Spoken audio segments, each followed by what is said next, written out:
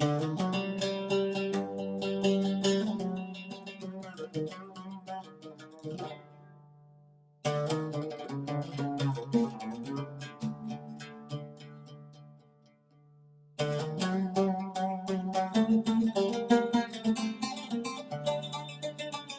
malam, jemaat dan Bapak Ibu Saudara sekalian. Biarlah kehadiran Allah yang kita kenal di dalam nama Tuhan Yesus Kristus boleh memenuhi, mengurapi setiap kita dengan damai sejahteranya dan juga kasih karunia-Nya.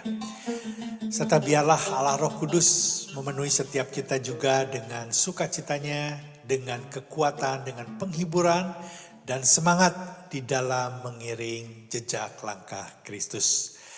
Puji Tuhan, jika hari ini kita bisa kembali berkumpul untuk bersama-sama belajar memahami kitab Ester. Dan hari ini kita memasuki pasalnya yang ke-7, sesi yang ke-10. Mari kita membaca kitab Ester pasalnya yang ke-7, ayat yang pertama sampai ayatnya yang ke-10. Ayat yang pertama. Datanglah raja dengan Haman untuk dijamu oleh Ester, sang ratu.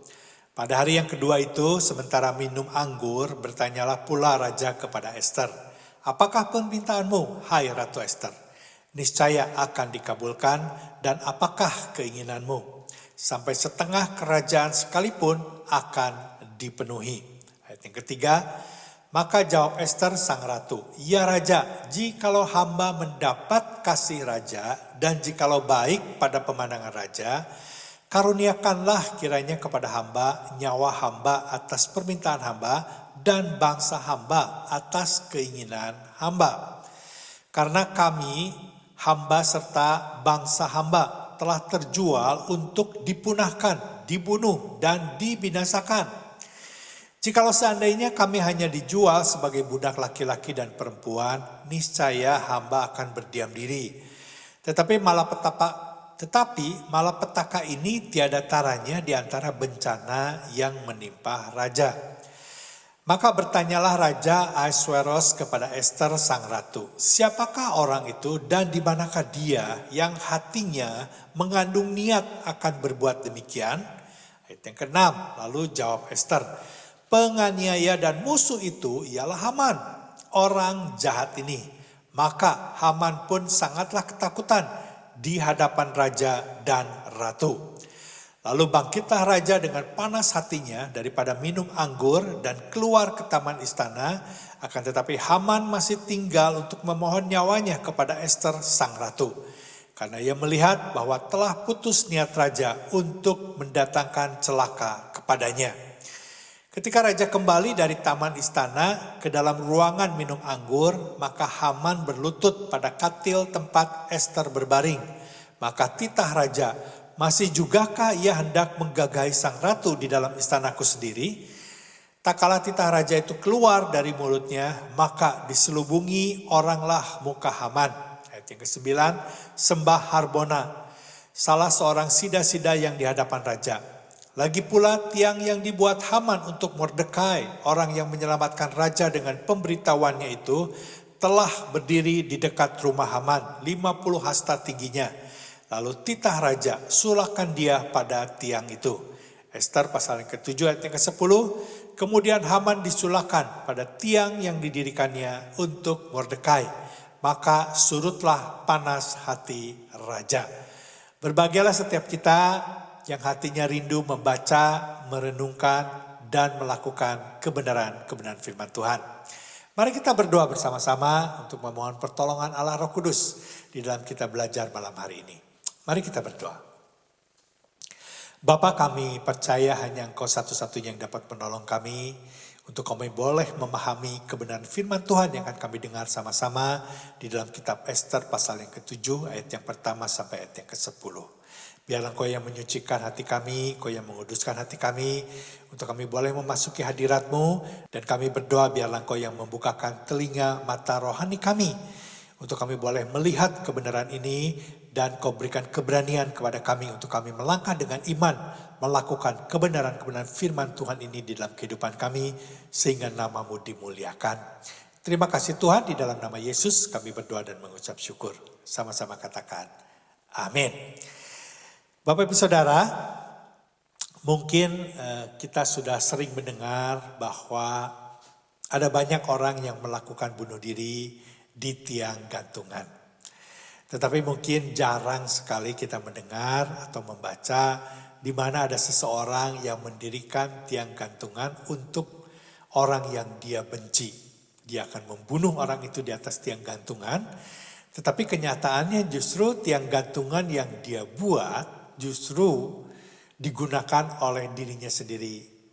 Sehingga dia yang membangun atau mendirikan tiang gantungan bagi orang lain, ternyata dia sendiri yang mati tergantung di tiang gantungan yang dia dirikan. Ya, saya kira ini satu peristiwa yang tragis yang jarang kita dengar. Dan Bapak Ibu Saudara, Kitab Ester pasal yang ke-7, ayat yang pertama sampai ayat yang ke-10, inilah peristiwa tragis, peristiwa yang jarang terjadi yang dialami oleh Haman. Dia mati di tiang gantungan yang dia dirikan sendiri, yang pada awalnya dia mendirikan tiang gantungan itu untuk menyulahkan Mordekai, musuhnya, orang yang paling dia benci di sejagat raya ini. Tapi itulah kenyataannya. Ternyata Haman disulahkan di tiang gantungan yang dia dirikan untuk Mordekai.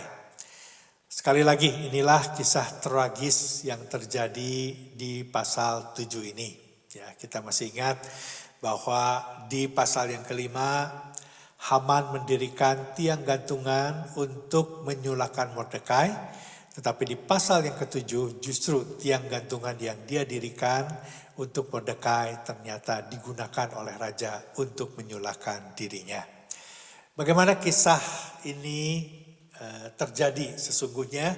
Mari kita melihat bagaimana kisah ini selengkapnya. Mari kita melihat di dalam mulai ayatnya yang pertama, Kitab Ester pasal yang ke-7. Mari kita baca sekali lagi bersama-sama. Datanglah raja dengan Haman untuk dijamu oleh Ester sang ratu. Ayat 1 pasal yang ke-7 dimulai dengan kehadiran raja dan Haman di dalam undangan khusus Ester di perjamuan makan malam yang kedua. Ya, kita masih ingat Ester mengundang raja dan Haman di perjamuan makan pertama untuk menghadiri perjamuan makan yang kedua. Ya, waktu itu di pasal yang kelima ketika raja bertanya tentang mengapa Ester menghadap raja ketika itu, pasal yang kelima ayat yang ke-7, Ester tidak menjawab alasan mengapa dia mengundang raja dan Haman, tetapi justru Ester mengundang sekali lagi raja dan Haman untuk memenuhi undangan perjamuan makan malam yang kedua. Ya, kita lihat sekali lagi pasal yang kelima ayat yang ke-7 dan ke-8. Maka jawab Ester, permintaan dan keinginan hamba ialah jikalau hamba mendapat kasih raja dan jikalau baik pada pemandangan raja mengabulkan permintaan serta memenuhi keinginan hamba. Datang pulalah kiranya raja dengan Haman ke perjamuan yang akan hamba adakan bagi raja dan Haman. Maka besok akan hamba lakukan yang dikehendaki oleh raja. Nah, inilah pasal yang ke-7, Haman dan raja memenuhi undangan Ester.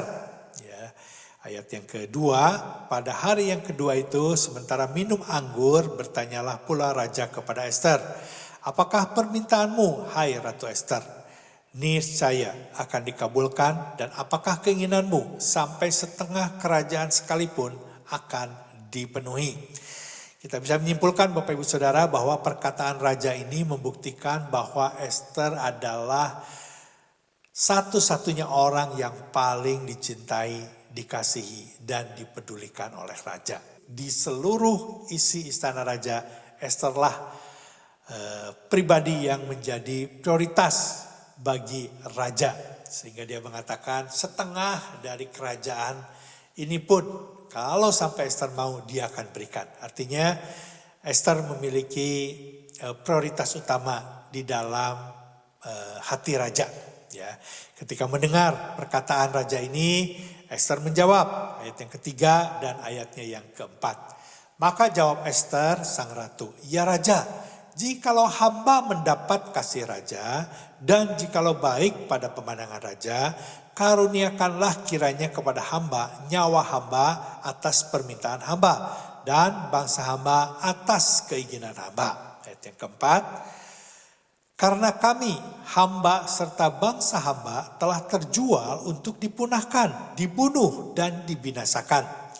Jikalau seandainya kami hanya dijual sebagai budak laki-laki dan perempuan, niscaya hamba akan berdiam diri.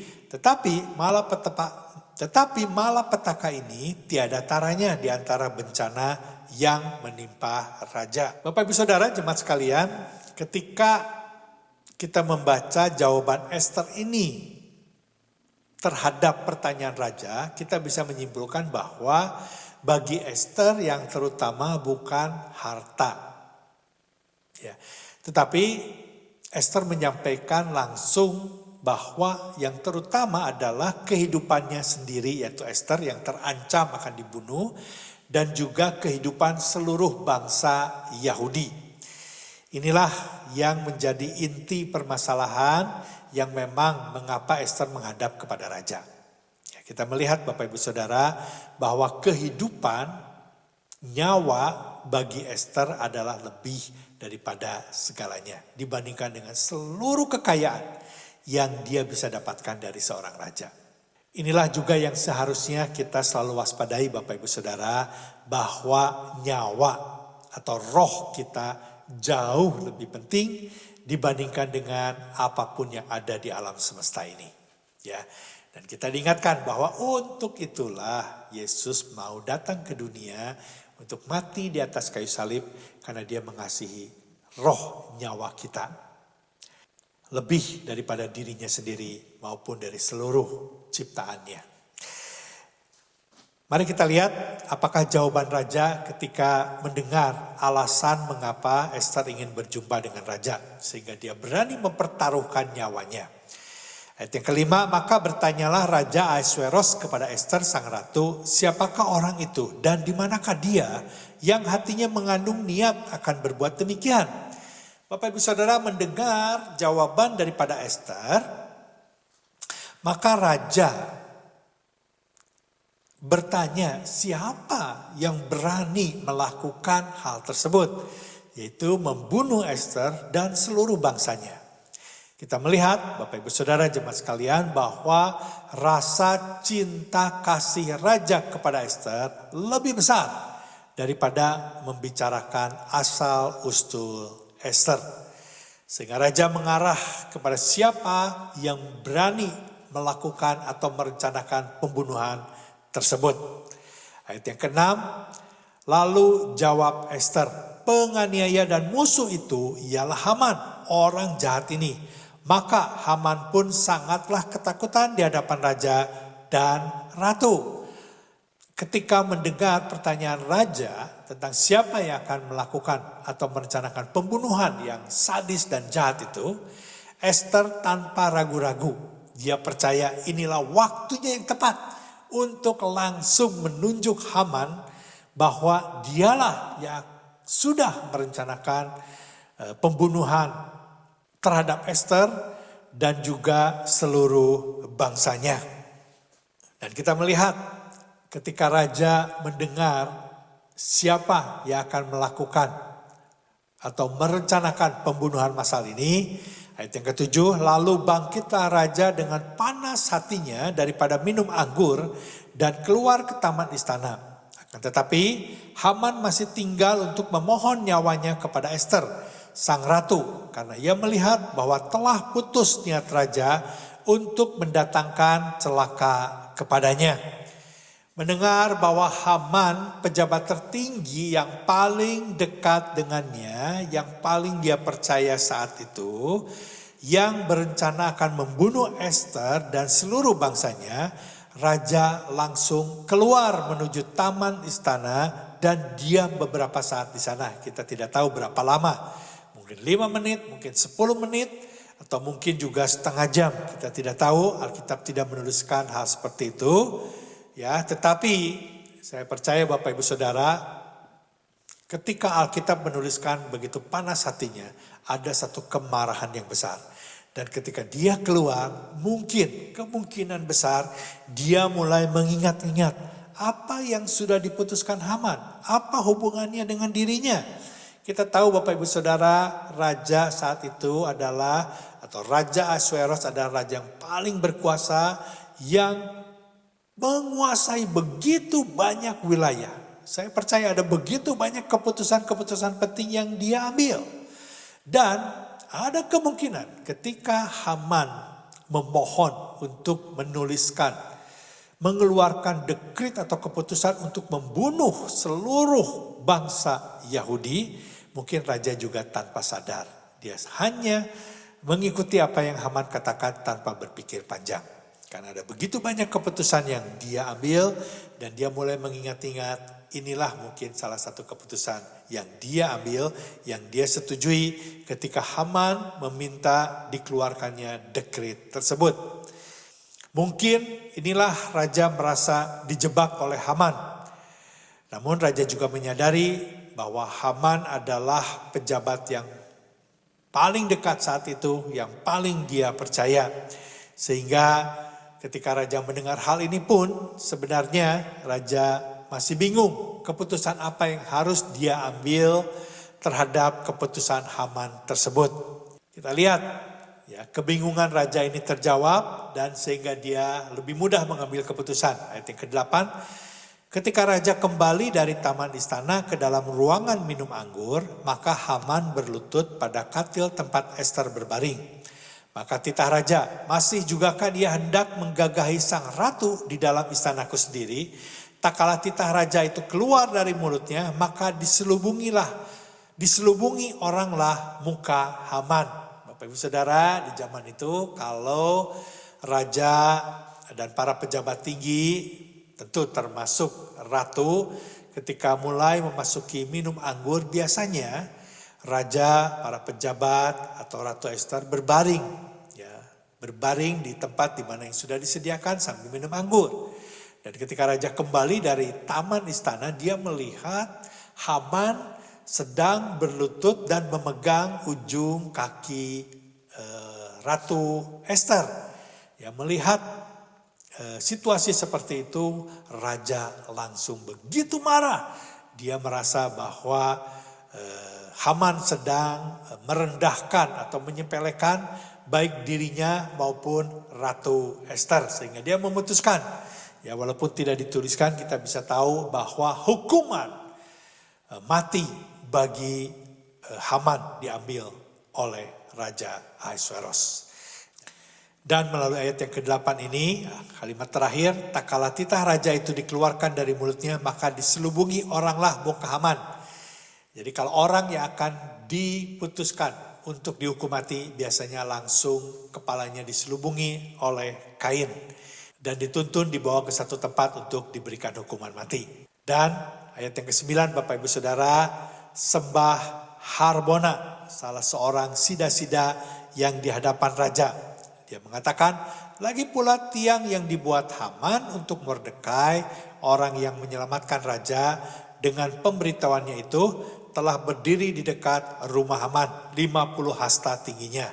Lalu titah raja, sulakan dia pada tiang itu. Ayat yang ke-10, kemudian Haman disulahkan pada tiang yang didirikannya untuk Mordekai, maka surutlah panas hati raja.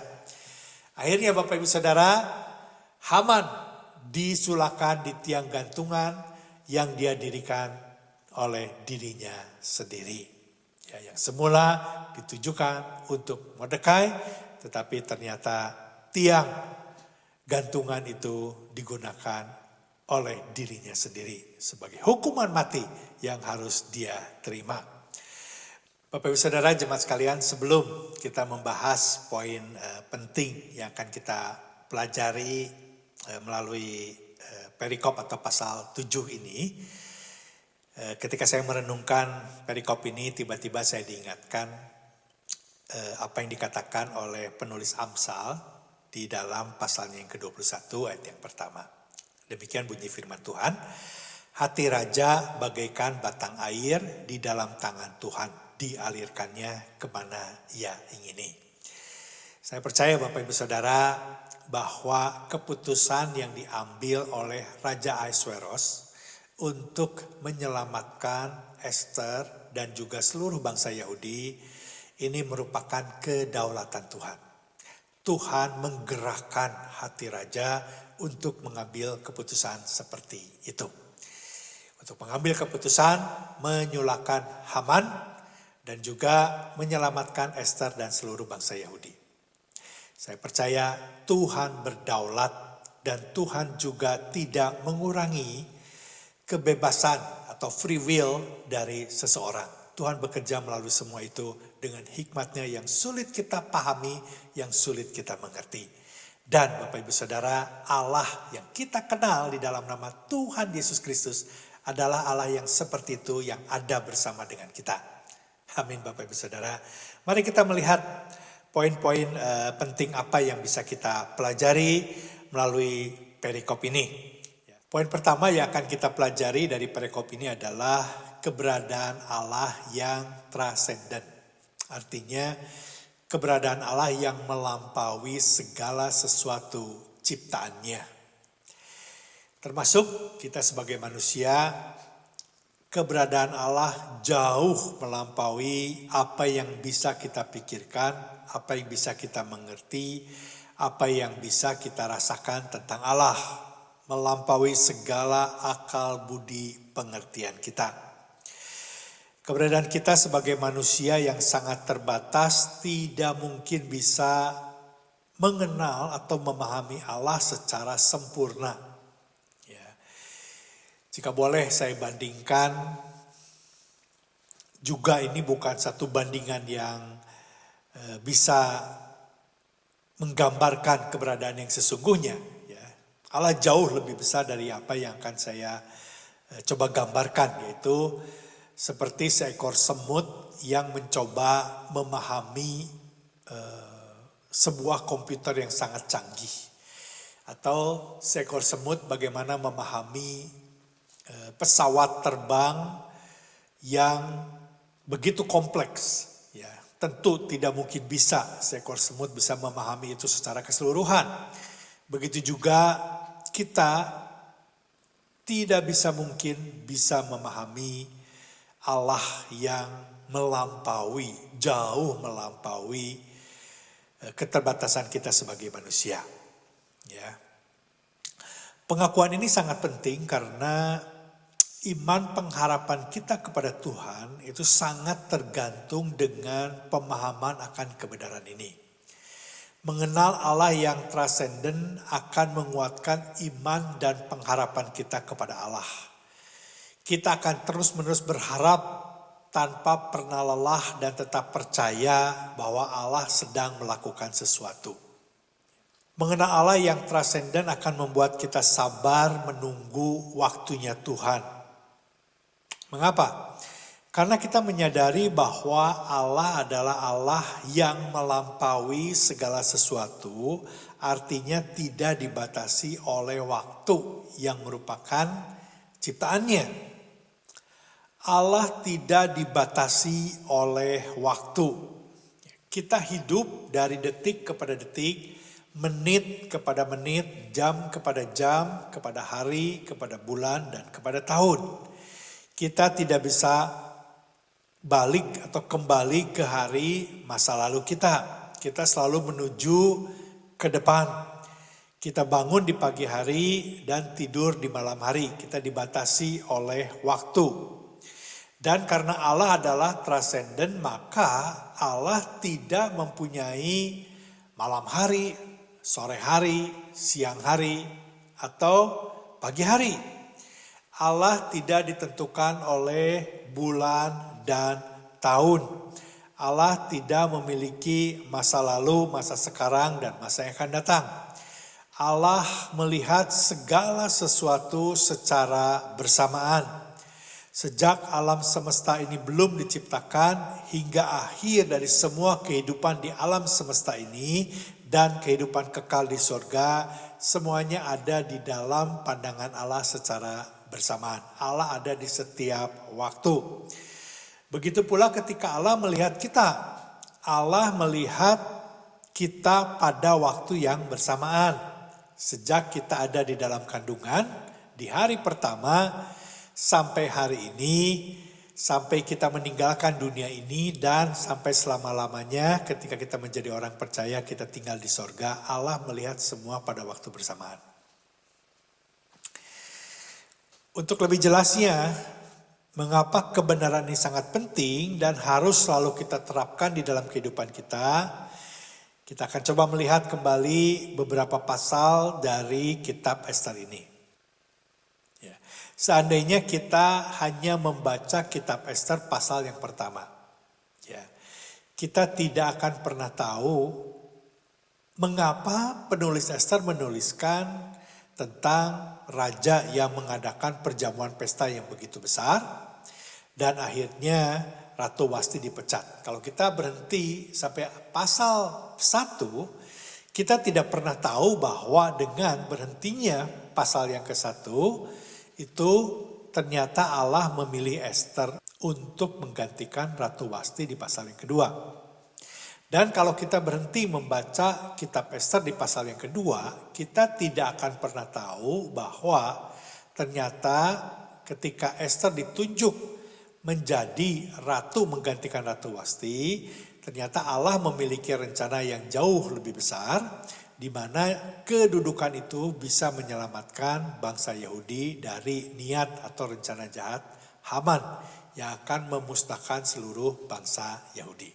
Ya, ketika kita membaca kitab Ester pasal demi pasal sampai pasal yang ke-7, kita bisa memahami bahwa ternyata sekalipun Allah tidak disebutkan, tidak dituliskan di dalam kitab Ester, tetapi Allah tetap bekerja. Ya, Allah tidak pernah terlelap.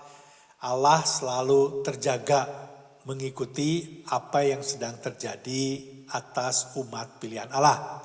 Dan kalau kita membaca kitab Ester sampai pasal yang ke-7, dan kita tidak membaca pasal-pasal selanjutnya, kita juga tidak akan pernah mengerti ternyata Allah sedang terus bekerja. Bukan saja membatalkan pembunuhan terhadap Mordekai dan Haman disulahkan di tiang gantungannya sendiri. Tetapi pada pasal-pasal selanjutnya kita melihat di mana semua harta Haman diberikan kepada Ester. Sehingga Ester menjadi seorang yang kaya raya. Dan terlebih daripada itu, kita tidak akan pernah tahu bahwa Tuhan juga merencanakan bahwa Mordekai diangkat menggantikan Haman menjadi Perdana Menteri. Yang mana semua itu membawa kesejahteraan bagi umat pilihan Allah, yaitu bangsa Israel, bangsa Yehuda. Dibuktikan bahwa Allah benar-benar menepati janjinya kepada Abraham, Ishak dan Yakub bahwa melalui keturunan Yehuda, Israel, yaitu Tuhan Yesus Kristus yang menyelamatkan seluruh umat manusia yang percaya kepadanya dari kebinasaan yang diakibatkan oleh dosa. Bapak Ibu Saudara, kebenaran inilah yang harus selalu kita pegang erat-erat. Mengapa? Karena ini sangat menentukan seberapa jauh kita tetap setia dan menaruh pengharapan kepada Tuhan. Mungkin ada di antara kita saat ini yang baru saja memasuki pasal yang pertama, tanda kutip, ya baru memasuki pasal yang pertama. Kita sedang bingung mengapa tiba-tiba hal ini terjadi di dalam kehidupan kita. Kita tidak pernah mengerti mengapa tiba-tiba ada sesuatu yang terjadi. Kita ada di pasal yang pertama, tanda kutip, Bapak Ibu Saudara. Tetapi mungkin ada juga di antara kita yang baru saja melewati pasal 1 dan masuk ke pasal yang kedua, tanda kutip sekali lagi, di mana tiba-tiba kita terlibat di dalam satu keadaan yang sebenarnya kita tidak pernah pikirkan sebelumnya. Inilah yang menurut saya harus kita pegang erat-erat, kebenaran Allah yang transenden, yang melampaui waktu. Ya, kita berjalan di dalam waktu tetapi Allah tidak. Masih ada pasal 3, pasal 4, pasal 5, pasal 6 dan pasal-pasal selanjutnya di dalam kehidupan kita yang mana Tuhan sudah sampai di pasal yang terakhir. Yaitu kalau kita kaitkan dengan kitab Ester pasal yang ke-10. Di mana Bapak Ibu Saudara sekali lagi bahwa Allah tidak pernah terlelap, Allah tidak pernah tidur. Dia selalu ada bersama dengan kita, menjaga kita langkah demi langkah. Hanya dengan pemahaman seperti itulah maka kita bisa berdoa seperti ketika Ester memohon kepada raja untuk mengabulkan permohonannya. Kita lihat sekali lagi Ester pasal 7 ayat yang ketiga dan ayat yang keempat. Mari kita membaca sekali lagi. Maka jawab Ester sang ratu, ya raja, jikalau hamba mendapat kasih raja dan jikalau baik pada pemandangan raja, karuniakanlah kiranya kepada hamba nyawa hamba atas permintaan hamba dan bangsa hamba atas keinginan hamba. Karena kami, hamba serta bangsa hamba telah terjual untuk dipunahkan, dibunuh dan dibinasakan. Jikalau seandainya kami hanya dijual sebagai budak laki-laki dan perempuan, niscaya hamba akan berdiam diri. Tetapi malapetaka ini tiada taranya di antara bencana yang menimpa raja. Perhatikan, permohonan Ester dimulai dengan permohonan kasih karunia raja dan jika itu dianggap baik oleh raja. Satu permohonan yang penuh dengan kerendahan hati yang sepenuhnya dilemparkan kepada kedaulatan raja. Satu permohonan yang berserah penuh dan percaya apapun keputusan raja, Ester percaya itu yang terbaik sekalipun ia dan bangsanya harus mati. Sekali lagi, sekalipun keselamatan hidupnya dan bangsanya merupakan keinginan atau prioritas daripada Ester. Namun jika itu bukan rencana dan kehendak raja, ia siap menerima apapun keputusannya. Permohonan yang mengingatkan kita kepada permohonan atau doa Yesus di Taman Getsemani. Yesus berdoa kalau bisa cawan ini lewat darinya, tetapi Yesus tetap berdoa, jadilah kehendak Bapa. Sudah seharusnya kita memiliki sikap yang sama dengan Ester ketika berdoa kepada Allah. Ya, gambaran Ester memohon kepada raja hendaklah menjadi gambaran ketika atau memotivasi setiap kita ketika kita berdoa kepada Allah yang kita kenal di dalam nama Tuhan Yesus Kristus. Berdoa dengan menempatkan kedaulatan Allah di tempat yang tertinggi dan menerima apapun keputusan Tuhan dan percaya itu yang terbaik. Sekali lagi Bapak Ibu Saudara, jemaat sekalian, kita bisa berdoa seperti itu karena kita percaya bahwa Allah adalah Allah yang transenden. Allah yang melampaui akal budi kita, pemikiran kita. Allah yang selalu memiliki solusi yang jauh lebih baik dari apa yang kita pikirkan. Hanya dengan memiliki pemahaman seperti itu maka kita bisa berdoa, jadilah kehendak-Mu. Karena kita selalu percaya bahwa Allah selalu lebih besar. Allah selalu lebih berkuasa. Allah selalu memberikan yang terbaik menurut kehendak dan hikmat-Nya. Dan hal lain lagi Bapak Ibu Saudara yang bisa kita pelajari di dalam perikop ini sekali lagi. Permohonan Ester kepada Raja mengingatkan kepada kita. Allah tetap mau dan senantiasa mau mendengar. Dan senantiasa mau peduli dengan seluruh ratapan kita yang kita naikkan kepada Tuhan. Ketika kita menyampaikan isi hati kita, pergumulan hidup kita, kesulitan hidup kita, Allah menyambut dengan hati yang terbuka karena Allah tahu bahwa ketika kita mengangkat semua doa-doa kita ke hadapan Dia, Dia tahu bahwa kita memang sedang mengharapkan pertolongan darinya. Dia tahu bahwa kita benar-benar sangat terbatas dan tidak bisa menolong diri kita sendiri. Dan Allah mau melakukan sesuatu bagi setiap kita yang benar-benar berani menyampaikan isi hati kita kepada Dia. Kehancuran hati kita. Karena Allah dekat dengan setiap kita yang hatinya hancur. Yang mau menyampaikan dengan tulus dan memohon pertolongan daripada Tuhan. Amin, Bapak Ibu Saudara.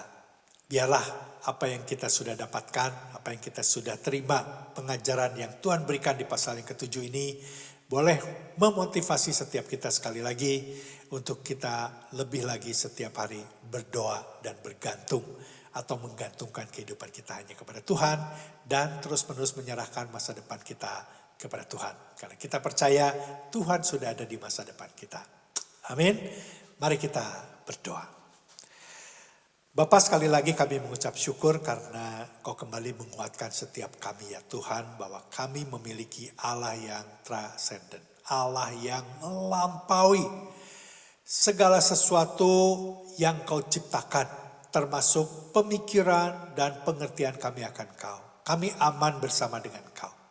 Terima kasih, tambahkan iman di mana kami terus menerus dan tidak pernah lelah berjalan mengiring Engkau ya Tuhan.